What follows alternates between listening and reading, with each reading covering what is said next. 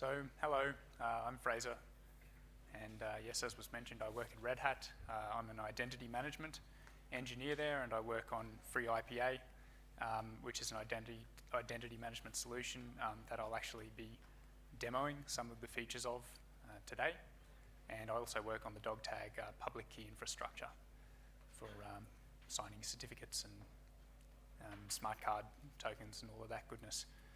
I've never actually done anything with Django. The first time I ever made a Django app was last week when I had to get my slides ready. So I don't know Django in depth, so please don't ask me any deep Django questions.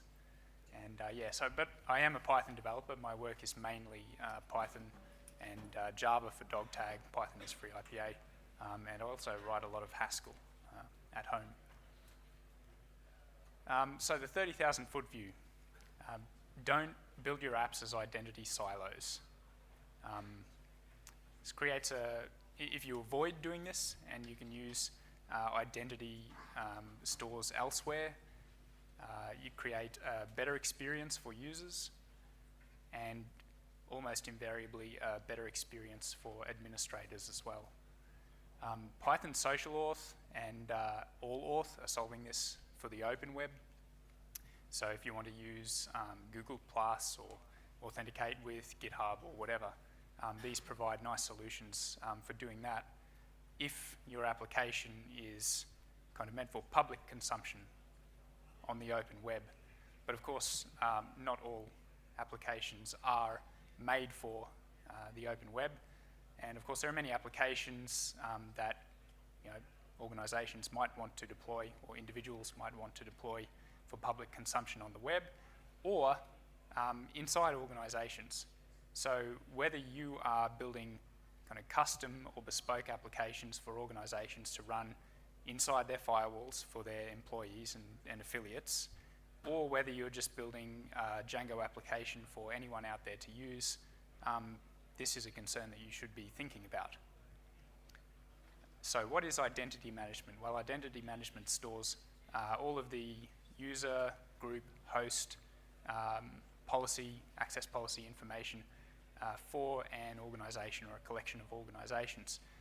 So it's widely used in corporations. Basically, if you work for a business, there's probably an identity management system. I'd be very surprised if there wasn't. And these are solutions like FreeIPA, Active Directory, or even just a plain old LDAP server, Open LDAP or 389 directory server. Also, large open source projects have, in some cases, large identity management systems deployed for use within their project and infrastructure. And there are also some large open source projects with many identity silos, and they could definitely benefit from moving to a centralized identity management system. Identity management systems also give you authentication and authorization services, so they act as an identity provider, and often they implement one or more single sign-on solutions. So what's single sign-on? These are solutions like Kerberos or SAML. Those are the main enterprisey ones. Basically, a user can log in on their workstation and obtain a ticket or an assertion that they can then deliver to services, and those service providers can verify those tickets and rely on the information in them or the assertions in them. So this gives you security, no more password fatigue. You don't want users having to remember n different passwords for n different services because invariably they're going to choose bad ones. With single sign-on, they really only have to remember one password. Hopefully they can remember one good password. And you can also use second-factor authentication systems. So it's also convenient for users. It makes it a better user experience. Excuse me. So once they're logged in and possess a Kerberos ticket, for example, any of the systems they need to use, they don't have to log in separately. They're already logged in. It's also good for onboarding. So once a new employee or a new member of your organization is added to the central identity store, you don't have to have an admin add them to all these different applications that are identity silos. Once they're in, they can get their ticket and begin doing their work. You also avoid duplication of data in a number of different silos, and duplication of administration effort. So as I mentioned, some of the SSO protocols used in the enterprise are Kerberos, which is a ticket-based authentication protocol. Implementations include Active Directory, MIT Kerberos, and Heimdall. And it's also supported in browsers via the HTTP Negotiate extension. SAML is an XML thing. It's quite widely used in enterprises as well. And in this case, the service provider receives an XML object that contains attributes, and that XML object is called an assertion. So I'll talk a bit about FreeIPA, which is the software I work on. It's a centralized identity management system, so you can define your users, groups, services, and so on. Provides a Kerberos KDC, and also lets you define host-based access control policies. So these can be used to say, okay, members of these groups can access these hosts or these services. A related project is SSSD, which is the System Security Services daemon. This provides a PAM responder and also user information lookup facilities, and it can enforce access policies defined in FreeIPA, that's FreeIPA's HBAC policies, or Active Directory, and it has a dbus interface, so anything that can use dbus can talk to SSSD and use its services. So that's enough talking for now. I'm going to switch over to a demo, and I'm going to show you a Django application, a very simple one, but we're going to witness this Django application relying on FreeIPA and SSSD to authenticate and authorize users. And after that demo, we'll just have a quick look at the configuration and how we've actually achieved this. So first of all, I'll log into FreeIPA.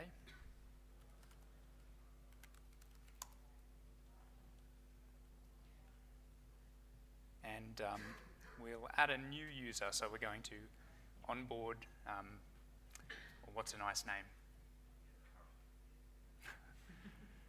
Okay. You can see that from when I was doing my trial runs to make sure the demo worked.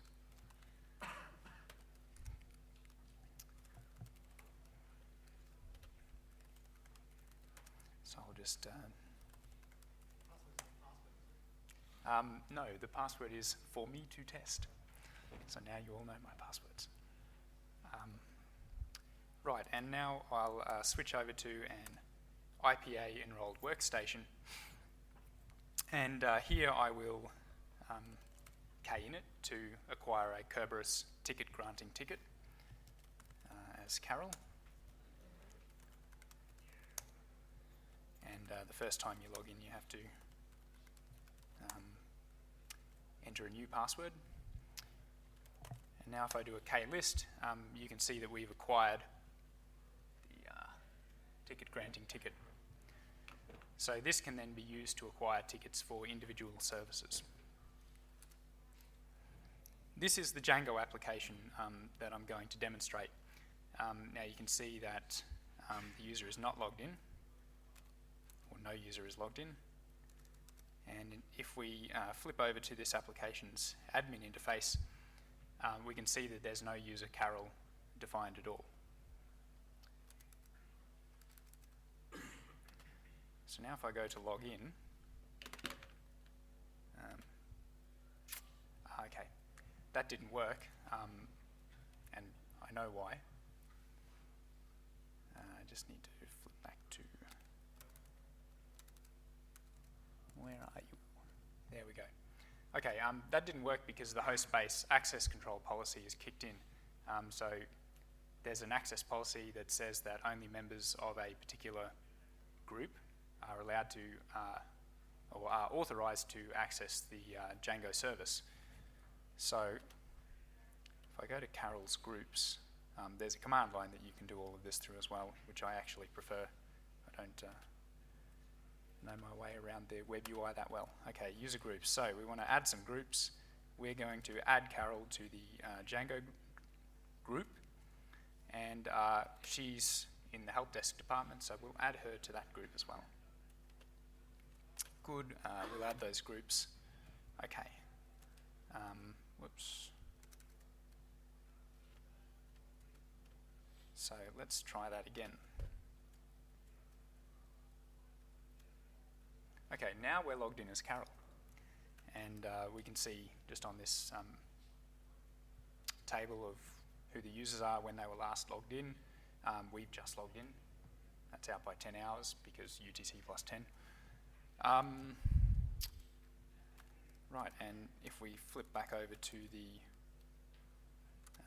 admin interface, we can see that Carol has been added, but not only has the application become aware of the username, but it's also found out about Carol's email address and her first name and last name that we put in. And further, if we have a look at her groups, you can see that the Django application is aware that Carol is in the help desk group. This group was actually defined in the application already. So that's one of the few things that I had explicitly configured in the application. Okay, so that's all good and well. What have we seen? We've seen that without adding any information to the application has become aware of a new user the first time they logged in. That user was able to log in using a Kerberos ticket. So the single sign-on system, they just acquired their Kerberos ticket, visit the application, hit login, and boom, they're logged in. So let's talk about how we achieved all of this. There's a number of Apache modules that are in play here. The first and probably the most important of these is mod-auth-kerb, which provides the Kerberos negotiate support. So what's actually happened is that the web server, when we visited the login page, in fact, I'll just show you on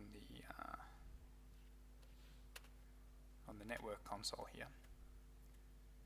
So when Carol first went to the login page, there was a 401 unauthorized, and in the response header, www authenticate negotiate.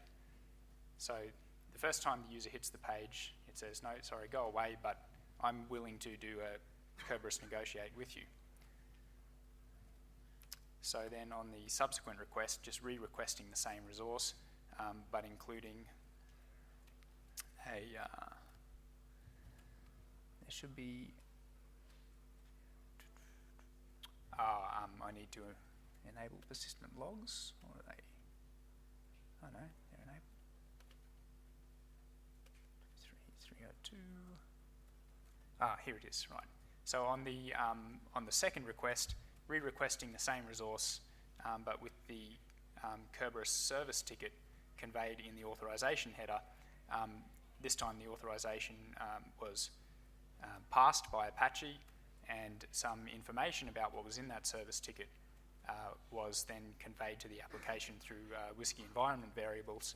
The application has recognized them, logged in the user, and then 302 redirected to the landing page, which was just the front page here. If we do a K-list now, we can see, in fact, as well as the ticket granting ticket, we have a ticket for HTTP F224 at IPA.local, so that's the service ticket for that particular web server. So that's mod-auth-kerb, gives you that capability. There's also mod-auth GSS API, which is a more modern version of this module. Mod-auth-nz-pam was what performed the HBAC rule enforcement. So in this case, there's a PAM stack configured for the service, and I'll just show you some of the config files now. So if we go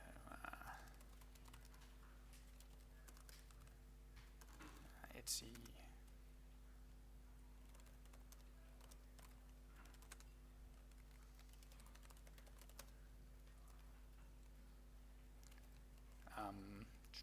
This is what the mod auth curb configuration looks like. So we can see negotiate on. There's the key tab there, which the host will use to authenticate the service ticket that the client sends. And this line here, require PAM account Django, is what's going to cause the Apache here to perform an account verification against a PAM stack or PAM service called Django.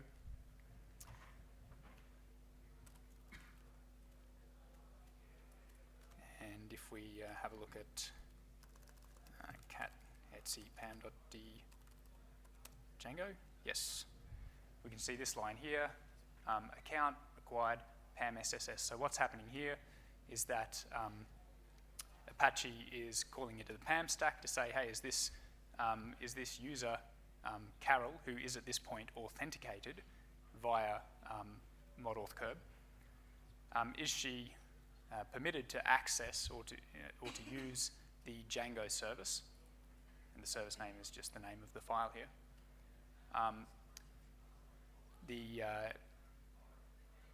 PAM then goes to the PAM SSS responder, which talks to SSSD and asks it whether Carol is authorized to access Django. And then that goes and looks up the HBAC rules in FreeIPA. So we go IPA HBAC rule find. We'll see the HBAC rules here. So there is an allow all rule, but it's currently disabled. And there's the rule demo here, which says that users who are members of the group Django may access the service Django. So that's how the authorization host-based access control is being enforced with PAM authn-z, mod, what's the name of the module? Whatever it is. Yeah, mod authn-z PAM. Okay. Mod lookup identity is how the application is learning about things like the email address, the user's first name and last name, and their group information. So if we flip back to the configuration,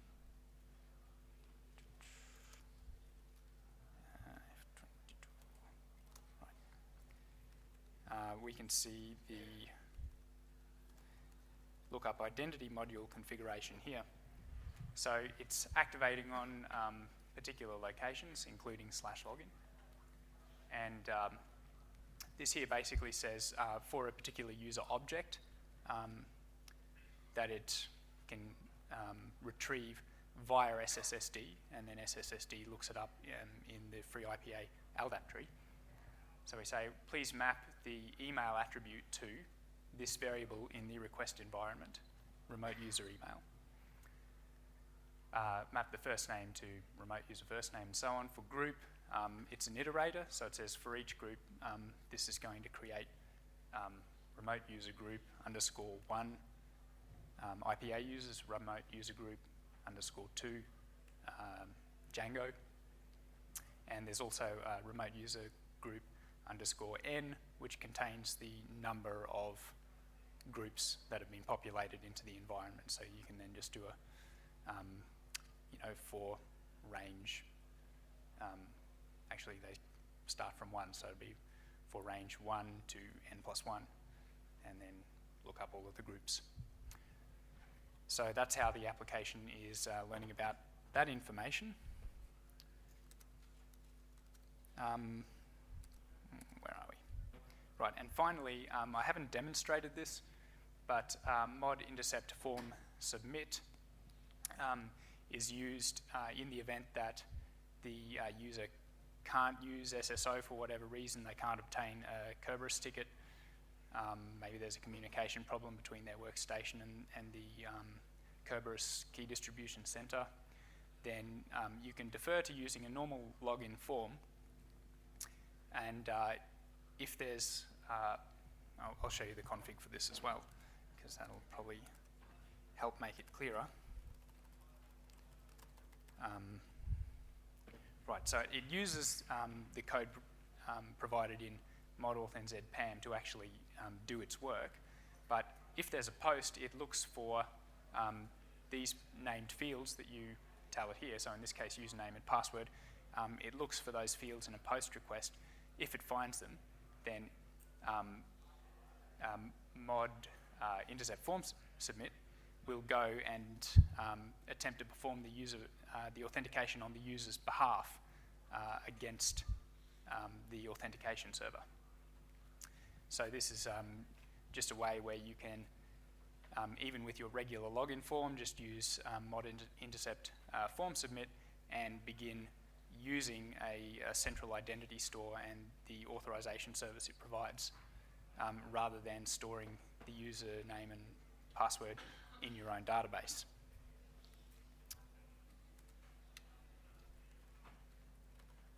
Okay, so to configure this in Django, there's a few things you have to do. So this is finally the Django specific part of this talk. Up until now, everything has been pretty much equally applicable to any sort of web framework in any language. But now I'm going to talk about the Django specific things. So for your middleware classes, you want to use remote user middleware, or in our case, we use persistent remote user middleware, which will be arriving in Django 1.9, which is what allows us to authenticate only on the /login or / wherever you want your login resource. And upon a successful authentication at that resource, it will then create a session. So the remote user middleware normally looks for the remote user in the request environment on every request, and if it isn't there, it'll log the user out. Persistent remote user middleware you can use to authenticate the user at a particular resource, and from that point on they have a cookie-based session. The remote user ATRA middleware is not going to be included in Django proper. It was proposed but rejected. This is what's pulling in the information from the request environment, from those environment variables that were populated by mod lookup identity, so the remote user email, remote user first name, remote user groups.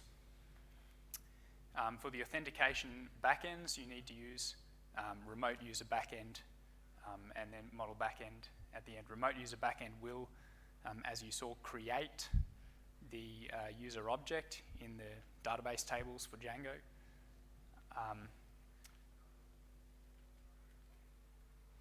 Yes, but you can suppress that by subclassing it and using the subclass and create unknown user false. So you can have purely transient user objects in your application that have been created from and populated with information from the request environment. You need a workaround for the login form, so you can see we actually use the regular login view for logging in, and in the event that there was no authentication in the request, on that first time when I had not added Carol to the group, Django, in order to permit access to the application. So the login does not observe remote user by default, so the user will appear to be logged in, but you'll still see password and username field. There was a ticket open for that, but they closed it won't fix, unfortunately. So the workaround is basically to wrap the Django contrib-auth login view and then explicitly check request.user.isAuthenticated, and if so, then you're going to redirect to your landing page and then update urls.py to use the wrapped view. Yeah, user creation I covered. Remote user ATRA middleware reads the mod identity lookup variables and updates the user object, and it does in fact update it. So if the last name changes or the email address changes. So this was also proposed, but oh yeah, I mentioned that. So that's about all. Resources, there's a remote user auth how-to. the FreeIPA web app authentication wiki page, and FreeIPA users and FreeIPA on Freenode if you're interested in the FreeIPA project. And that's all. Thanks.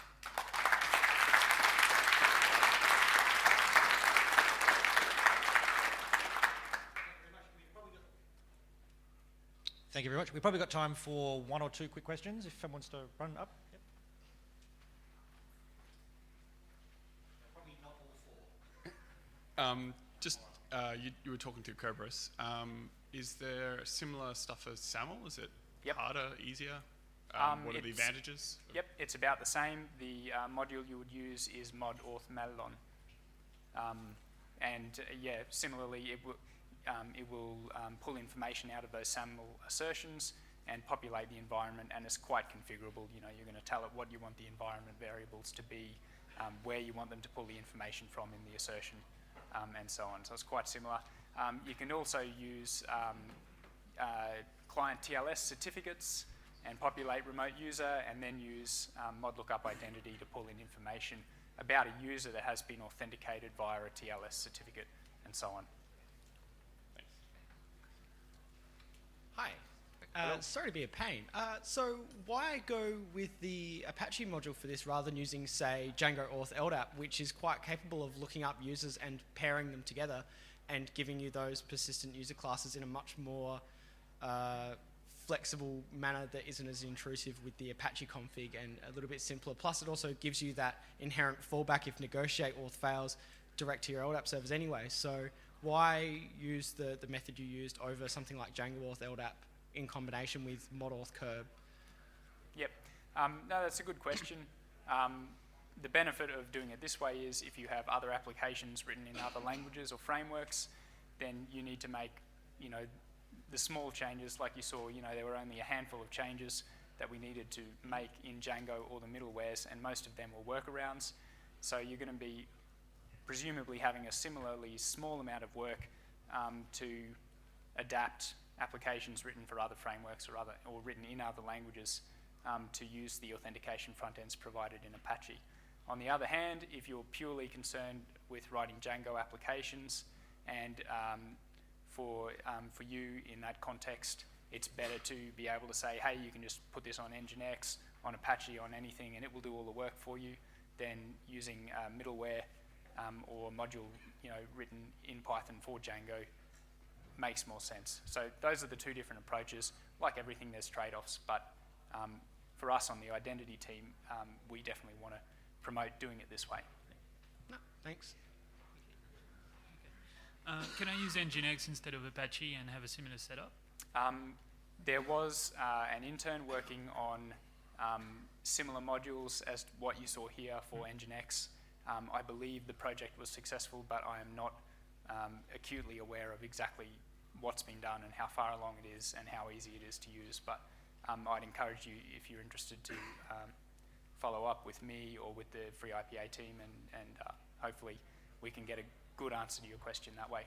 Okay, is there a REST API to administer it, to create users and stuff like that, so that I can let my users register themselves as part of a web app? With FreeIPA? Yeah.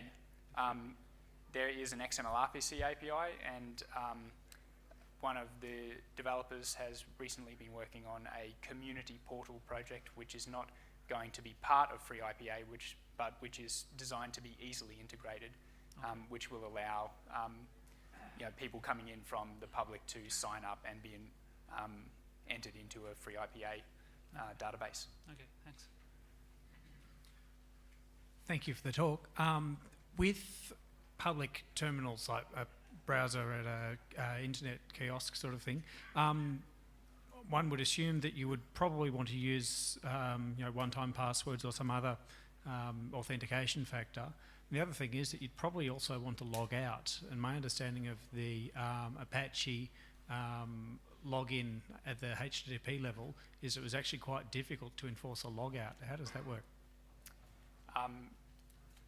If you acquire a ticket for Kerberos, for example, you can destroy that ticket on your workstation. If you use a persistent remote user middleware, and you also have a cookie-based session created as a result of the login that you've done with your single sign-on credential, then you'll need to destroy that session as well through the standard logout procedure for that particular application, and likewise for every application that you've logged into. SAML supports a single sign-out feature. I don't really know how it works. My understanding is it's a hard problem. But typically you couldn't do this sort of stuff on a public workstation at a net cafe anyway. Okay, thank you very much, Fraser.